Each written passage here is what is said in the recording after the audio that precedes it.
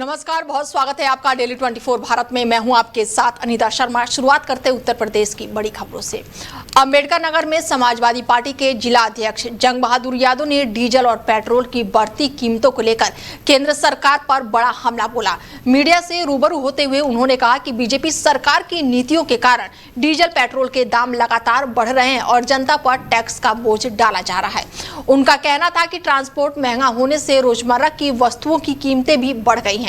जंग बहादुर यादव ने कहा कि महंगाई का सबसे ज्यादा असर किसानों और आम लोगों पर पड़ रहा है। खेती की लागत बढ़ती जा रही है और मध्यम वर्गीय परिवारों के लिए घर चलाना मुश्किल होता जा रहा है। उन्होंने आरोप लगाया कि चुनाव से पहले कीमतें कम रखने का दिखावा किया जाता है और चुनाव खत्म होते ही फिर दाम बढ़ा दिए जाते हैं। नमस्कार, आप देख रहे हो डेली 24 भारत में। हूं अमित मौर्य। हमारे साथ बात करने के लिए मौजूद समाजवादी पार्टी के जिला अध्यक्ष। लगातार डीजल पेट्रोल गैस में बढ़ोतरी हो रही है, उसको लेकर क्या कहेंगे आप?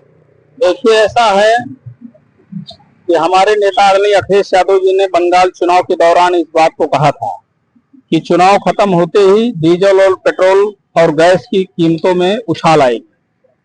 और ये सरकार लगातार जो ये सरकार नारा देती थी कि बहुत हुई महंगाई की मार, अब की बार भाजपा सरकार, लेकिन अब जनता ने पूरी तरीके से मन बना लिया है। सरकार तंत्र के बल पे चुनाव जीतती है, लोकतंत्र में नहीं, सरकारी तंत्र से चुनाव जीतने का काम ये सरकार कर रही है। इसलिए जनता ने मन बना लिया है कि बहुत हुई महंगाई की मार, अब नहीं चाहिए भाजपा सरकार। ये सरकार पूरी तरीके से देश को बेच देना चाहती है, इस देश को पूंजीपतियों के हवाले कर देना चाहती है। हिंदुस्तान को गुलामी की तरफ ले जाने का पूरा षड्यंत्र भारतीय जनता पार्टी ने रचा है। हमारे नेता आदरणीय अखिलेश यादव जी ने जल्द ही इन सारे मामलों को लेकर के समाजवादी पार्टी को सड़कों पर उतार कर और तब तक हम घरों में नहीं बैठेंगे जब तक भारतीय जनता पार्टी को सत्ता से बाहर करके फिर जनता को उसके अच्छे दिन वापस देने का काम नहीं करेंगे। सरकार से क्या मांग करेंगे आप? सरकार से मांग करेंगे कि ये तेलों में जो बढ़ोतरी हो रही है, इससे लगातार महंगाई बढ़ रही है, हर चीज में महंगाई बढ़ रही है। सरकार पूरी तरीके से फेल है, महंगाई पर रोक लगाए और बेरोजगारी को दूर करने का काम करे, जिसकी मांग हमारे नेता अखिलेश यादव लगातार सदन से लेकर सड़क तक कर रहे हैं। यूपी में डीएपी यूरिया को लेकर क्या कहेंगे? यूरिया मिल नहीं रहा है, कहाँ मिल रही है, ना खाद मिल रही है। और बताइए, किसानों को जो है फार्मर रजिस्ट्री के नाम पर गुमराह करने का काम ये सरकार कर रही है। जब फार्मर रजिस्ट्री कराई जा रहा है और पूरी तरीके से खेती के लिए तो भाजपा शुरू से ही, जब हमारे श्रद्धेय नेता श्री मुलायम सिंह यादव जी सदन में थे तो इस बार भी यही भारतीय जनता पार्टी है जो कृषि को WTO के अंतर्गत लाने का प्लान बना रही थी, लेकिन हमारे नेता श्रद्धेय नेता मुलायम सिंह यादव जी ने उस समय रोकने का काम किया। समाजवादी पार्टी किसानों की पार्टी है, समाजवादी पार्टी मजदूरों की पार्टी है, नौजवानों की पार्टी है और हमारे नेता अखिलेश यादव जी के नेतृत्व में हर मुद्दे पर संघर्ष करने का काम समाजवादी पार्टी करेगी। अम्बेडकर नगर से अमित मौर्य। पीलीभीत जिले के थाना हजारा क्षेत्र में भारत नेपाल सीमा पर पुलिस और सशस्त्र सीमा बल की संयुक्त टीम ने कार्रवाई करते हुए एक नेपाली युवक को गिरफ्तार किया है। पुलिस को मुखबिर से सूचना मिली थी कि सीमा क्षेत्र में अवैध चरस तस्करी की जा रही है। सूचना के आधार पर संयुक्त टीम ने घेराबंदी करके आरोपी को पकड़ लिया। गिरफ्तार युवक की पहचान वीर बहादुर धामी के रूप में हुई है। वो नेपाल के कंचनपुर जिले का रहने वाला बताया जा रहा है। उत्तर प्रदेश पुलिस के अनुसार आरोपी के कब्जे से 11 ग्राम चरस और एक मोटरसाइकिल बरामद की गई है। फिलहाल पुलिस आरोपी के खिलाफ संबंधित धाराओं में मुकदमा दर्ज करके आगे की कार्रवाई में जुटी हुई है। कुशीनगर जिले के रामकोला थाना क्षेत्र के गांव में पोस्टर लगाने और फाड़ने को लेकर दो समुदाय के बीच विवादित हिंसा जो है वो बदल झड़प हो गई। घटना के बाद से इलाके में तनाव फैल गया और देखते ही देखते पूरा विवाद खूनी संघर्ष में बदल गया। इसके बाद से पुलिस पूरे मामले की जांच में जुटी हुई है। अमेठी जिले में हरे पेड़ों की अवैध कटान का मामला जो है वो सामने आया है। बाजार शुकुल थाना क्षेत्र में किसनी गोमती नदी के किनारे ठेकेदारों द्वारा हरे शीशम के पेड़ों की कटाई किए जाने का आरोप लगाया गया। स्थानीय लोगों का कहना है कि ठेकेदारों ने दर्जनों हरे पेड़ों को काटकर वहां से हटाया है। घटना के दौरान कुछ लोगों ने वीडियो बनाकर सोशल मीडिया पर वायरल कर दिया, जिसके बाद से मामला चर्चा में आ गया है। वायरल वीडियो में पेड़ों की कटाई और लकड़ियों को ले जाते हुए दिखाई दिया है। स्थानीय लोगों ने वन विभाग और प्रशासन से मामले की जांच करके कार्रवाई की मांग की है। यूपी वन विभाग और स्थानीय प्रशासन की ओर से मामले की जांच किए जाने की बात कही जा रही है। ललितपुर में पुलिस ने शादी के नाम पर धोखाधड़ी करने वाले एक अंतर्राज्यीय गिरोह का पर्दाफाश करते हुए 8 आरोपियों को गिरफ्तार किया है। आरोप है कि गिरोह शादी करने के बाद से परिवार के लोगों को नशीला पदार्थ खिलाकर नकदी और जेवरात चोरी करके फरार हो जाते थे। यूपी पुलिस के अनुसार गिरफ्तार आरोपियों के कब्जे से 6,730 रुपए नगद, 7 ही बिछिया, पायल, मंगलसूत्र, लॉकेट, मूंगे के आभूषण और 7 मोबाइल फोन बरामद किए गए हैं। बरामद सामान की अनुमानित कीमत करीब 5 लाख रुपए बताई जा रही है। पुलिस का कहना है कि गिरोह लंबे समय से शादी के नाम पर लोगों को निशाना बना रहे थे। आरोपी पहले शादी तय करते थे और फिर मौका पाकर परिवार के लोगों को नशीला पदार्थ खिलाकर कीमती सामान लेकर फरार हो जाते थे। फिलहाल पुलिस गिरफ्तार आरोपियों से पूछताछ कर रही है और गिरोह से जुड़े अन्य लोगों की तलाश में जुटी हुई है। अमेठी जिले में अवैध रूप से संचालित क्लिनिक और मेडिकल स्टोर के खिलाफ स्वास्थ्य विभाग ने कार्रवाई की है। शिकायत मिलने के बाद से सीएमओ के निर्देश पर जगदीशपुर सीएससी क्षेत्र में छापेमारी की गई। डॉक्टर संजय कुमार ने डी और हसनपुर के संचालित मेडिकल स्टोर और क्लिनिक का औचक निरीक्षण किया। जांच के दौरान क्लिनिक संचालक राजकुमार कथित रूप से फर्जी तरीके से इलाज करते हुए मिले। स्वास्थ्य विभाग के अनुसार मरीजों के स्वास्थ्य के साथ खिलवाड़ किया जा रहा था। निरीक्षण के दौरान मेडिकल स्टोर से दवाओं को कब्जे में ले लिया गया है और क्लिनिक को बंद करने का निर्देश दिया गया है। स्वास्थ्य विभाग उत्तर प्रदेश की टीम पूरे मामले की जांच करके रिपोर्ट सीएमओ को सौंपेगी, जिसके आधार पर आगे की कार्रवाई की जाएगी। बहराइच क्षेत्र में एक युवक को घर के अंदर कपड़े पहनते समय जहरीले सांप ने काट लिया। घटना के बाद से परिवार में हड़कंप मच गया। पीड़ित संतोष ने बताया कि वो नहाने के बाद कमरे में कपड़े पहनने गया था, तभी अचानक एक जहरीले सांप ने उसे काट लिया। शोर सुनकर पहुंचे परिजनों ने सांप को मार दिया। इसके बाद परिजन युवक को इलाज के लिए अस्पताल ले गए और मरा हुआ सांप भी अपने साथ ले गए। परिजनों का कहना है कि सांप की पहचान होने से डॉक्टर सही इलाज और एंटी वेनम भी देंगे। जिला अस्पताल बहराइच में युवक का इलाज चल रहा है। डॉक्टरों के अनुसार उसकी हालत फिलहाल खतरे से बाहर बताई जा रही है। बरसात के मौसम में सांप निकलने की घटनाएं बढ़ने के चलते स्वास्थ्य विभाग ने लोगों से सतर्क रहने और सावधानी बरतने की अपील की है। क्या नाम है तुम्हारा? संतोष। क्या हुआ तुमको? सांप काटा। क्या कर रहे थे? नहाए के बाद रहा ऊपर से। फिर क्या हुआ? बस देख रहा खा ले, वो गोड़ पर गया, काटा। तो सांप लेके आया था क्या? हाँ। काहे के लिए? दिखावे को। किसको दिखाओगे? डॉक्टर को। किस गांव के रहने वाले हो? मटहिया। थाना बखरपुर। क्या नाम है तुम्हारा? कुशीनगर जिले के पड़ौना ब्लॉक क्षेत्र में इलाके में कथित अवैध क्लिनिक में महिला की हालत बिगड़ने के बाद से परिजनों ने जमकर हंगामा किया। आरोप है कि बिहार निवासी महिला का डीएनसी कराया जा रहा था और इस दौरान उनकी तबीयत अचानक से ही खराब हो गई। परिजनों का आरोप है कि मुन्नापाली क्लिनिक में बिना कुशल डॉक्टरों के इलाज किया जा रहा था।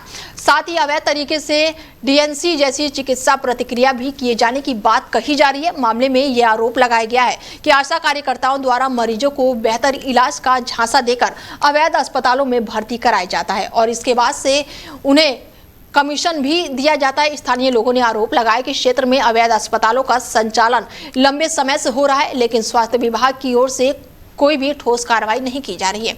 स्वास्थ्य विभाग उत्तर प्रदेश और स्थानीय प्रशासन से मामले की जांच करके कार्रवाई की मांग कर रहा है।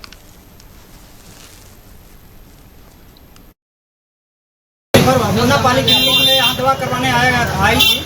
आशा ने बला पुसला कर लाई यहाँ और कही कि यहाँ पे हम अच्छे डॉक्टर हैं, यहाँ से सफाई करवा देंगे, ठीक हो जाओगी। और यहाँ कोई डिग्री वाले डॉक्टर है नहीं और मरीज का हालत ज्यादा नाजुक है। जब आपको पता है कि यहाँ डिग्री के डॉक्टर नहीं तो फिर आप क्यों? नहीं, आशा ने बहला फुसला कर लाई। कई रात आशा क्या नाम है? आशा लीलावती नाम है। क्या नाम है? कहाँ की रहने वाली है? होतावा का है, ग्राम पंचायत। जितना हालत खराब है, 3 बच्चा है उसका, मर जाएगा, कोई नहीं होगा उसका। मेरी पत्नी है, बताओ। आपकी कौन है मरीज? जो आप मरीज को हम बात है ना, मरीज को हम पति है। कहाँ घर है आपका? होतावा घर है। होतावा ये कहाँ पड़ेगा? बांसी 3 किलोमीटर आगे पड़ेगा, बिहार में। क्या नाम है आपका? अर्जुन प्रसाद। और कहाँ आप लाए हैं मरीज को? मरीज को लाए हैं खिड़किया पे, वो सफाइया कराने के लिए। आशा बोला कर लाई, तो आशा कोई हम कहें कि नहीं वहाँ नहीं जाएंगे, तो कही वो बहुत अच्छा, चलिए। अभी मरीज कहाँ? यूपी के कानपुर में फर्जी मार्कशीट और डिग्री मामले में विशेष जांच दल को बड़ी सफलता मिली है। एसआईटी टीम ने मामले के वांछित मुख्य आरोपी राघव को गिरफ्तार कर लिया है। पुलिस के अनुसार आरोपी फरीदाबाद का रहने वाला है और उसके पास से कई फर्जी सर्टिफिकेट और दस्तावेज बरामद किए गए हैं। कानपुर पुलिस का कहना है कि इस मामले में अब तक 8 आरोपियों को गिरफ्तार करके जेल भेजा जा चुका है। कार्रवाई के बाद से फर्जी डिग्री और मार्कशीट बनाने वाले गिरोह में भी हड़कंप मचा हुआ है। इसके साथ ही दीपेंद्र नाथ चौधरी ने मामले की जानकारी देते हुए बताया कि गिरोह से जुड़े अन्य लोगों की तलाश भी की जा रही है और जांच लगातार जारी है।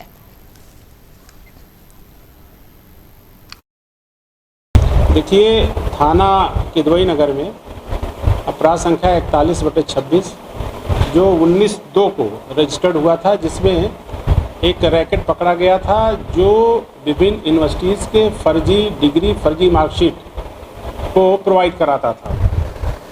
इस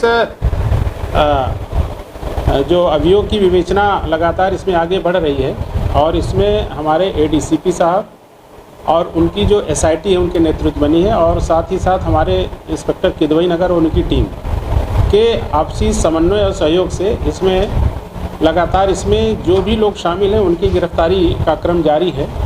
कल एक मनीष कुमार नामक अभियुक्त पकड़ा गया था, जिसकी जो कल प्रस्तुत किया गया था आपके समझ।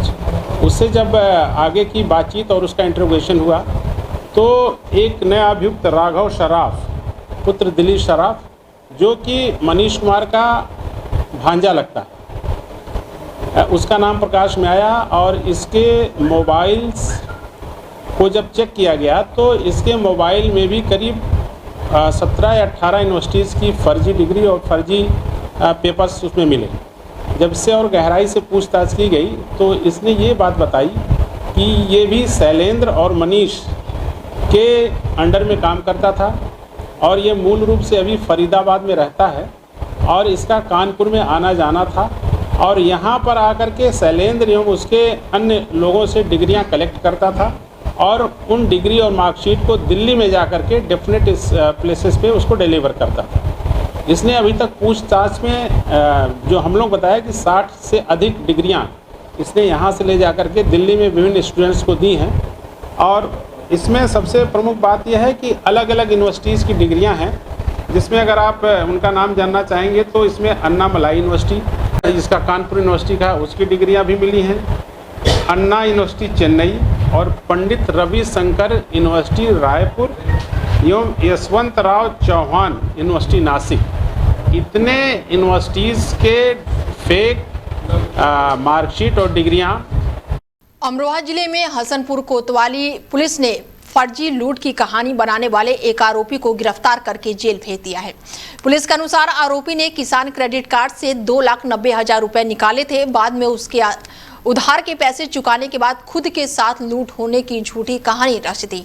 यूपी पुलिस ने मामले की जांच के दौरान सीसीटीवी फुटेज और अन्य साक्ष्यों के आधार पर पूरे घटनाक्रम का खुलासा किया। पुलिस ने आरोपी के पास से 2,90,000 रुपए भी बरामद कर लिए हैं। हसनपुर कोतवाली पुलिस का कहना है कि आरोपी के खिलाफ संबंधित धाराओं में कार्रवाई करते हुए उसे जेल भेज दिया गया है। बहराइच जिले में एंटी करप्शन टीम ने बड़ी कार्रवाई करते हुए आधार सेवा केंद्र के डिस्ट्रिक्ट मैनेजर को रिश्वत लेते हुए रंगे हाथ गिरफ्तार किया है। आरोपी आशुतोष पांडे पर आरोप है कि वो जन सेवा केंद्र संचालकों से काम कराने के नाम पर अवैध वसूली करते थे। बताया जा रहा है कि एक जन सेवा केंद्र संचालक ने परेशान होकर एंटी करप्शन टीम से शिकायत की थी। शिकायत के आधार पर टीम ने जाल बिछाया और आरोपी को 10,000 रुपए की रिश्वत लेते हुए पकड़ लिया। कार्रवाई के बाद से आरोपी के खिलाफ नगर कोतवाली पुलिस में मुकदमा दर्ज कराया गया है और पुलिस मामले में आगे की कार्रवाई कर रही है। इस कार्रवाई के बाद से क्षेत्र में अन्य जन सेवा केंद्र संचालकों में राहत का माहौल बताया जा रहा है।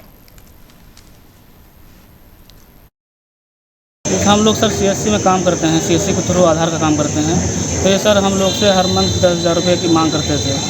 अगर न देने पर ये कहते थे कि हम तुम्हारा सेंटर बंद करवा देंगे। कौन है ये? ये डिस्ट्रिक्ट मैनेजर आशुतोष पांडे हैं। कहाँ तैनात थे? ये अब ये पहले पता लगा कि हरदोई के हैं, कहीं पता लगा लखनऊ रहते हैं। हमको भी कंफर्म नहीं पता कि कहाँ रहते हैं। अच्छा, ये कार्रवाई कहाँ की गई है? हमने सर 15 तारीख को पता मिला कुछ लोगों से कि गोंडा में मतलब इसके कर्मचारी रहते हैं, उन्हीं के थ्रू हमने 15 तारीख को कंप्लेन किया था। तो क्या कार्रवाई हुई है, इससे आप संतुष्ट हैं? जी सर, हम संतुष्ट हैं। कितने रुपए मांगे गए थे? सर हर महीने 10,000 रुपये लेते थे। आज कितने रुपये बरामद हुए? 10,000 रुपये। क्या पकड़ा कहते थे कि क्या करने के लिए कह रहे थे? सर जैसे हम लोग CSC के थ्रू काम करते हैं ये आधार का, तो ये हर मंथ हम लोग से पैसे लेते थे, नहीं देने पर ये धमकी देते थे कि तुम्हारा सेंटर बंद करवा देंगे। तो क्या फर्जी आधार भी बनवाते थे? नहीं, फर्जी आधार नहीं बनवाते थे, पर पैसे लेते थे हम लोगों से। नहीं तो सेंटर से इनको लोगों का काम है हर 4-5 महीने में ऑपरेटर बदलवाना।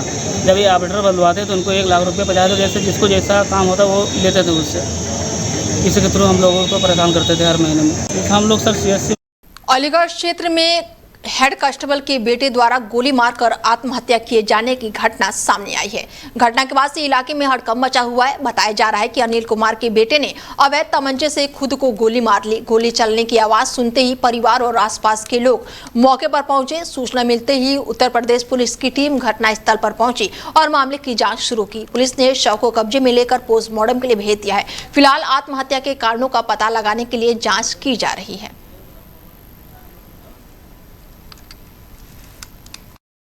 यहाँ चंद सिटी कॉलोनी में पूरे परिवार के साथ रहता हूँ। हमारा बेटा विशेष कुमार उम्र 22 साल, जिसने किसी कारणवश पता नहीं किसके माध्यम से कहाँ से अपना कोई एक तमंचा के उससे उसने सुसाइड कर लिया है। और ये घटना लगभग सुबह 10 बजे की है। घर में सभी लोग मौजूद थे, तो मैं सो रहा था और उसकी मम्मी काम कर रही थी, बहन भी घर से काम कर रही थी। वो चुपके से कमरे में जाके उसने अपना ये सुसाइड प्लान किया और कर लिया उसने। मामला कुछ नहीं था बेटा, सब कुछ सही था, इसने मुझे कुछ नहीं बताया। रात भर मेरे पास सोया, सुबह को उठ के 10:30 बजे इस वाले कमरे में से अपनी बहन के पास लेटा हुआ था, इधर लेटा आ गए और जैसी आवाज आई, हम लोग अंदर नहीं थे, उसके पापा यहाँ सो रहे थे, बहू ऊपर गई हुई थी कमरे में झाड़ू लगाने। जब आवाज आई तभी मैंने देखा, अंदर आके एकदम गोली मार ली उसने। उसके मन में वैसे ऐसी कोई बात नहीं थी। उसने मुझे 10-15 दिन पहले ये कहा था, मम्मी एक लड़की से मैं बात करता हूँ। तो मैंने कहाँ की है? तो कह रहा मम्मी गुन्नौर की है लड़की, उसका नाम है पिंकी। ठीक है, पिंकी नाम है, गुन्नौर की है। उसे ट्रेन में ये मुरादाबाद पेपर देने गया था, BA के लास्ट पेपर वाले दिन ट्रेन में इनकी मुलाकात हुई है। वो लड़की के मम्मी पापा भी साथ में थे। ये नंबर लेके आया तो उससे बीच बीच में बात करता रहा, बीच में छोड़ दी। लेकिन अब 1 महीने से वो लड़की बहुत प्रेशर बना रही थी इससे शादी करने के लिए। ये खाना पीना सब छोड़ दिया इसने। फिर भी मैंने कहा वो 7 साल बड़ी उम्र में, मैंने कहा देखूंगी सही होगी तो कर दूंगी। लेकिन अभी 15 दिन पहले की बात है और इसके मन में जाने क्या बात आई। कल इसने पूरे दिन उससे खूब बात करी है लड़की से। सुबह लगभग 11 बजे थाना क्वारसी के ग्राम चिलकौरा से हेड कांस्टेबल अनिल कुमार, जो पुलिस लाइन अलीगढ़ में तैनात हैं, उनके द्वारा सूचना दी गई कि उनके 22 वर्षीय पुत्र द्वारा अवैध तमंचे से खुद को गोली मारकर आत्महत्या कर ली है। इस सूचना पर तत्काल स्थानीय पुलिस तथा फील्ड यूनिट द्वारा घटनास्थल का बारीकी से निरीक्षण किया गया है। अवैध असलहे को कब्जे में ले लिया गया है। शव को पंचायतनामा तथा पोस्टमार्टम हेतु भेजा जा रहा है। परिवारजनों से प्राथमिक पूछताछ में किन्हीं कारणों की वजह से मानसिक तनाव में होने की बात प्रकाश में आई है। विस्तृत जानकारी की जा रही है। जांच के क्रम में अग्रिम विधिक कार्रवाई अमल में लाई जाएगी। ललितपुर शहर के आजाद चौक क्षेत्र में पिता के साथ मारपीट का मामला सामने आया है। आरोप है कि 2 बेटों ने बीच बाजार अपने ही पिता की बेरहमी से पिटाई कर दी। घटना आजाद चौक के पास पटाखे की दुकान के पास की बताई जा रही है, जहां मां के सामने ही दोनों बेटा पिता के साथ मारपीट करते रहे। आसपास मौजूदा लोगों ने घटना का वीडियो बनाकर सोशल मीडिया पर वायरल कर दिया। बताया जा रहा है कि किसी बात को लेकर परिवार में विवाद हुआ था, जिसके बाद से मामला मारपीट तक पहुंच गया। यूपी पुलिस की टीम ने मामले की जाँच में जुटी हुई है और ये पूरा मामला सदर कोतवाली क्षेत्र के आजाद चौक इलाके का बताया जा रहा है।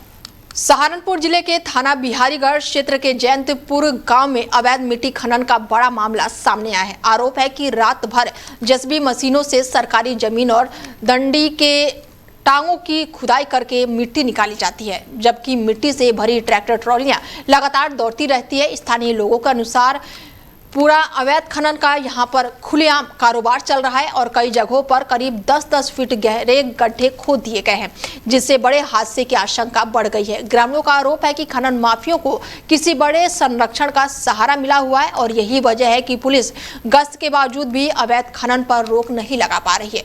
बताया जा रहा है कि दून प्राइड पब्लिक स्कूल के पास हो रही प्लॉटिंग में इस अवैध मिट्टी का इस्तेमाल किया जा रहा है। घटना को लेकर ग्रामीणों में भारी रोष है और लोगों ने जेसीबी मशीनों और साथ ही ट्रैक्टर ट्रॉलियों को जब्त करके सख्त कार्रवाई की मांग उठाई है। और हमारे साथ इस खबर पर ज्यादा जानकारी के साथ सहारनपुर से जुड़ चुके हैं सुनील जायसवाल जी हैं, उनसे जानते हैं कि किस तरीके से देख रहे हैं अवैध खनन का ये मामला जो है सामने आया है। सुनील जी, देखिए, इससे पहले आपको बता फिलहाल जो है पूरा मामला जनपद सहारनपुर के थाना बिहारीगढ़ क्षेत्र के जयंतीपुर में, जहां मिट्टी का अवैध खनन का कारोबार जो है चरम सीमा पर है। लेकिन बताऊंगा चाहूंगा कि दिन रात जो है सड़कों पर ट्रैक्टर ट्रॉली खनन से भरी हुई दिखाई देती है, लेकिन पुलिस कहीं ना कहीं कार्रवाई करने में कतरा रही है।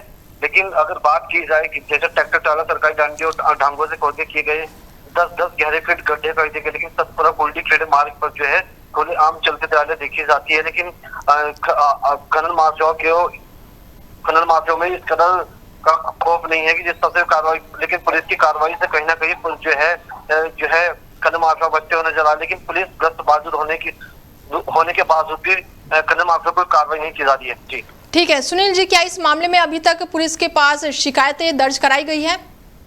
देखिए, आपको बताना चाहूंगा जनपद सहारनपुर में का जो बिहारीगढ़ क्षेत्र में जहाँ दिन रात अवैध खनन किया जा रहा है, जहाँ सड़कों पर दिन रात ट्राले देखी जाती है, लेकिन ग्रामीणों में भारी रोज से बड़े हादसे होने की आशंका जताई है।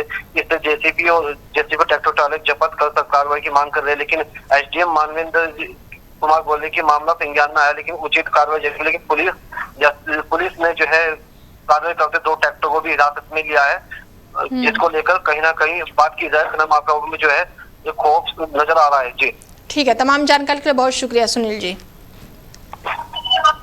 यूपी के अलीगढ़ में राजा महेंद्र प्रताप सिंह विश्वविद्यालय प्रशासन ने सम सेमेस्टर परीक्षाओं में नकल और अनियमितताओं के मामलों में बड़ी कार्रवाई की है। विश्वविद्यालय ने 7 महाविद्यालय को डीबार कर दिया है, जबकि 25 महाविद्यालयों को अंतिम चेतावनी जारी की है। ये फैसला कुलपति नरेंद्र बहादुर सिंह की अध्यक्षता में आयोजित परीक्षा समिति की बैठक में लिया गया है। विश्वविद्यालय प्रशासन के अनुसार कई परीक्षा केंद्रों पर लगातार चेतावनी के बावजूद भी नकल रोकने के प्रभावित इंतजाम नहीं किए गए हैं। जांच में सामने आया है कि कुछ केंद्रों पर परीक्षार्थियों की पर्चियों के माध्यम से नकल कराई गई है, वहीं बोलकर उत्तर भी बताया गया है, जबकि कुछ छात्र मोबाइल फोन लेकर परीक्षा देते हुए पाए गए हैं। विश्वविद्यालय में सभी परीक्षा केंद्रों को सीसीटीवी निगरानी, सख्त तलाशी और साथ ही इन तरह के नियमों के सुनिश्चित करने के निर्देश भी दिए गए हैं। वहीं उन्नाव में विकास भवन सभागार में घनश्याम मीना की अध्यक्षता में सीएम डैशबोर्ड और साथ ही IGRFs की विभागीय रैंकिंग की समीक्षा बैठक आयोजित की गई। बैठक के दौरान ग्रामीण जलपूर्ति, महिला बाल विकास, लोक शिकायत और चिकित्सा और स्वास्थ्य सहित कई मुद्दों पर बातचीत की गई। जिलाधिकारी ने नाराजगी भी जताई। घनश्याम मीणा ने अधिकारियों को निर्देश देते हुए कहा कि सीएम डैशबोर्ड सरकार की प्राथमिकताओं में शामिल है और किसी भी स्थिति में विभाग की रैंकिंग खराब नहीं होनी चाहिए। उन्होंने सभी विभागीय अधिकारियों को प्राथमिकता के आधार पर कार्य के रैंक सुधारने के निर्देश दिए। उन्होंने कहा कि यदि किसी अधिकारी की लापरवाही से विभाग की रैंकिंग प्रभावित होती है तो जिम्मेदारी तय करके कठोर कार्रवाई की जाएगी। अमरोहा क्षेत्र में तेज रफ्तार का कहर एक बार देखने को मिला है, जहां पर मैजिक की टक्कर से बाइक सवार महिला की दर्दनाक मौत हो गई है, जबकि उसका पति गंभीर रूप से घायल बताया जा रहा है। हादसे के बाद से चालक वाहन छोड़कर मौके से फरार हो गया। जानकारी के अनुसार गांव कोरल निवासी ऋषिपाल सिंह अपनी पत्नी प्रवेश देवी के साथ बाइक से गांव जा रहे थे और जैसे ही उनकी बाइक जो है अतरासी मार्ग पर गांव में पहुंची, तभी सामने से आ रही तेज रफ्तार मैजिक ने बाइक में जोरदार टक्कर मार दी। हादसा इतना भीषण था कि प्रवेश देवी की मौके पर ही मौत हो गई, जबकि ऋषिपाल सिंह गंभीर रूप से घायल हो गए। सूचना मिलते ही पुलिस मौके पर पहुंची है और घायलों को अस्पताल में भर्ती कराया गया है। वहीं पुलिस ने शव को कब्जे में लेकर पोस्टमार्टम के लिए भेज दिया है और आगे की कार्रवाई शुरू कर दी है। गोंडा जिले के नगर कोतवाली क्षेत्र में जानकी नगर इलाके में दबंगों द्वारा बमबाजी किए जाने का मामला सामने आया है। आरोप है कि दहशत फैलाने के उद्देश्य से तबातोड़ 7 राउंड बम फेंके गए हैं। घटना का सीसीटीवी फुटेज भी अब सामने आया है, जिसमें कुछ लोग बमबाजी करते हुए दिखाई दे रहे हैं। अचानक रात में हुई इस घटना से परिवार और आसपास के लोगों में दहशत फैल गई। पीड़ित परिवार ने नगर कोतवाली पुलिस में शिकायत दर्ज कराते हुए आरोप लगाया कि उसके पति से रंगदारी मांगने वाले लोगों ने इस वारदात को अंजाम दिया है। घटना के समय उसका पति घर पर मौजूद नहीं था। महिला ने वजीरगंज क्षेत्र में एक गैंग पर आरोप लगाते हुए कहा कि हमलावर उसके पति को जान से मारने की नीयत से आए थे। बताया जा रहा है कि यह घटना रात करीब 9 बजे से 9:30 बजे के बीच में हुई है। पुलिस वहीं पूरे मामले की जांच में अब जुटी हुई है। फिलहाल खबरें लगातार जारी है, बने रहिए आप हमारे साथ और देखते रहिए DL 24 भारत। नमस्कार।